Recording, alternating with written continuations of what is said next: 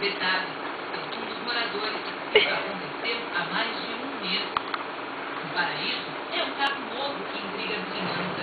Faz 6 meses que ele está ali. Ninguém sabe, né, o que se passa pela cabeça das pessoas dessa, né?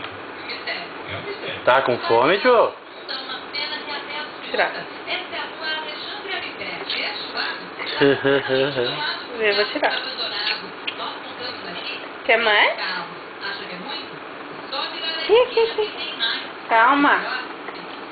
Ô, tadinho, tiraram a mamadeira. Pronto, pronto. Calma. Agora afastar o caminho. Isso é saber de quem é tudo isso. Acho que é dele. Agora você me apertou, mano. Não é teu, não? Não tem mais que só muito mesmo. Vocês não veem como é que os carros encaram? Não, bem, às vezes vem a parte noturna, a pessoa jovem. Tem que mudar, não é? Vai acabar e ele vai querer mais.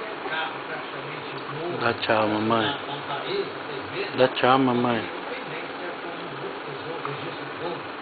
Até junho, a prefeitura informa que removeu